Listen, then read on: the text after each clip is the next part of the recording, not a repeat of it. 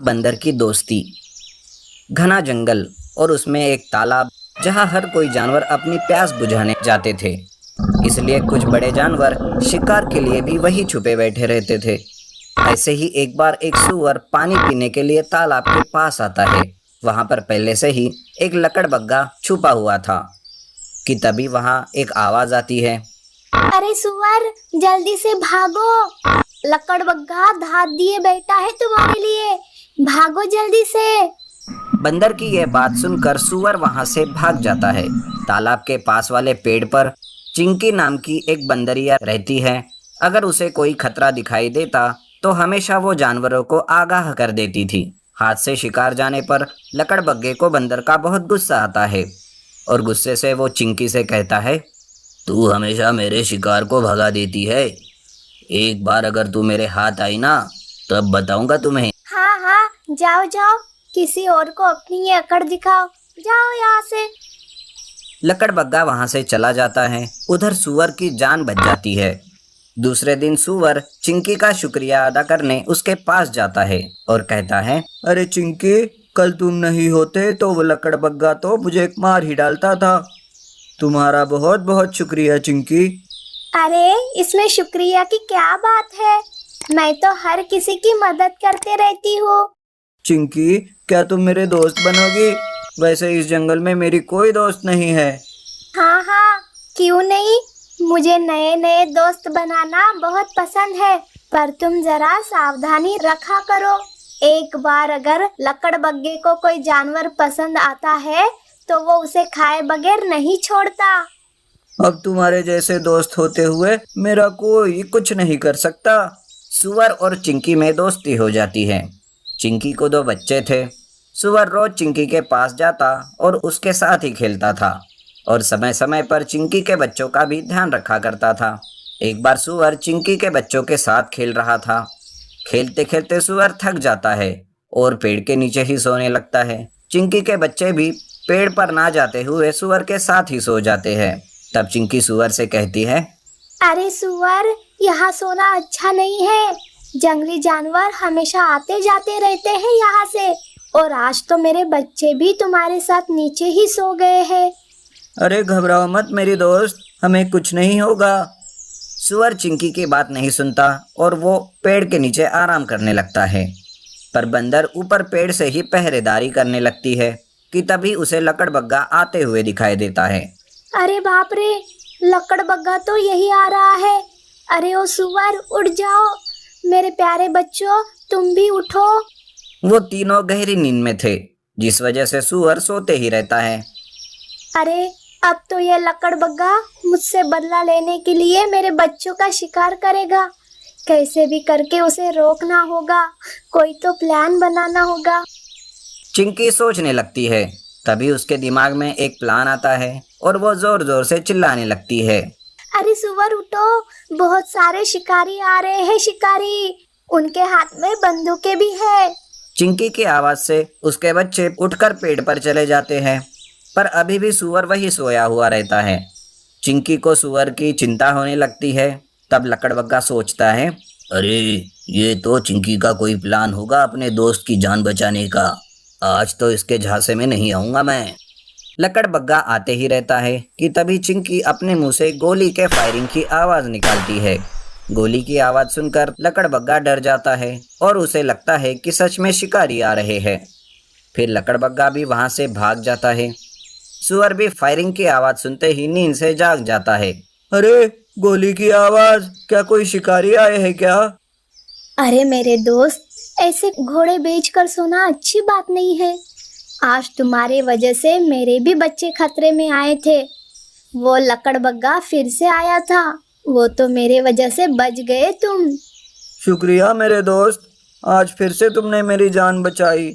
आगे से मैं ख्याल रखूंगा। उस दिन के बाद से सूअर चिंकी की हर एक बात को सुनता। इससे उन दोनों की दोस्ती और भी गहरी हो जाती है। मूर्ख जिराफ। एक घना जंगल था जहाँ एक खतरनाक बाघ रहता था। चील, सियार और चीता उसके सेवक के रूप में हमेशा उसके साथ रहते थे। बाघ रोज शिकार करके भोजन करता और ये तीनों उस बचे हुए शिकार से अपना पेट भरते थे। एक दिन उस जंगल में एक जिराफ आ गया जो अपने साथियों से बिछड़ गया था। बाघ ने कभी जिराफ नहीं देखा था। चील ने बाघ को बताया कि ये जिराफ है और ये जंगल में नहीं रहता, शायद पास के जंगल से आया होगा। आप इसका शिकार करके अपना पेट भर सकते हो।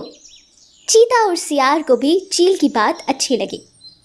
तीनों की बात सुनकर बाघ ने कहा, नहीं, ये हमारा मेहमान है, मैं उसका शिकार नहीं करूँगा। बाघ जिराफ के पास गया और जिराफ ने उसे सारी बात बताई कि वो किस तरह अपने साथियों से बिछड़कर जंगल में पहुंच गया।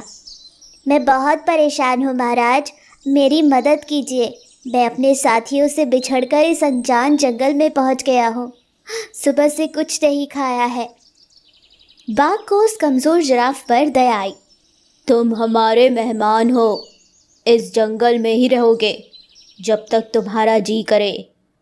चील, चीता और सियार इस बात को सुनकर मन ही मन जिराफ को कोसने लगे। ये महाराज भी न जाने क्यों इतने दरियादिल बन रहे हैं।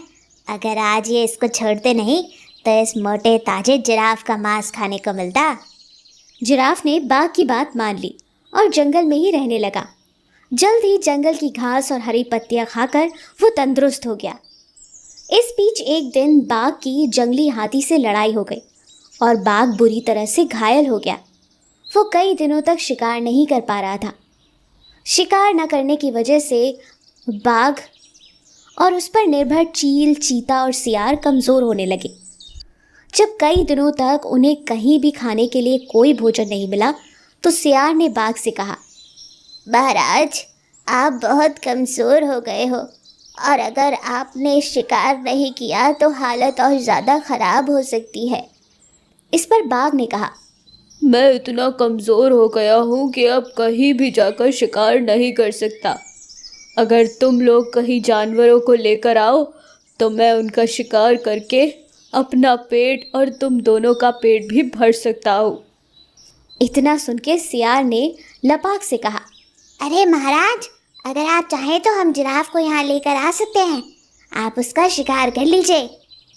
बाघ ये सुनकर गुस्सा हो गया और बोला, वो हमारा मेहमान है, उसका शिकार मैं कभी नहीं करूँगा। तभी सियार ने महाराज से पूछा, अगर वो स्वयं आपके सामने खुद को समर्पित कर दे तो? हाँ, तब मैं उसको खा सकता हूँ। फिर सियार ने चील और चीता के साथ मिलकर एक योजना बनाई और जिराफ के पास जाकर बोलने लगे, हमारे महाराज बहुत कमज़ोर हो गए हैं, उन्होंने कितने दिनों से कुछ नहीं खाया। अगर महाराज हमें भी खाना चाहे तो हम खुद को भी उनके सामने समर्पित कर देंगे।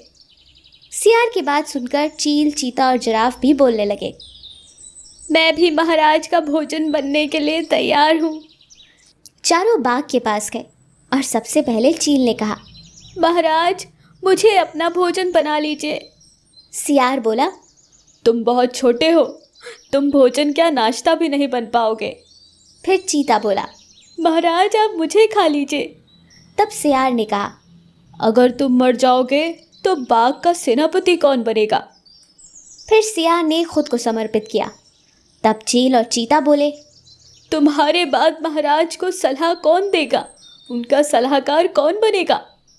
जब तीनों को बाघ ने नहीं खाया तब जिराफ ने भी सोचा। तब जिराफ बोला, महाराज, आप मुझे खा लीजिए क्योंकि मैं तो आपका मेहमान हूँ। इतना सुनते ही बाघ, चीता और सियार उस पर झपट पड़े। इससे पहले कि जिराफ कुछ समझ पाता, उसके प्राण शरीर से निकल चुके थे और चारों उसे अपना भोजन बना चुके थे। इस कहानी से हमें ये सीख मिलती है कि हमें बिना सोचे समझे किसी की बातों में नहीं आना चाहिए।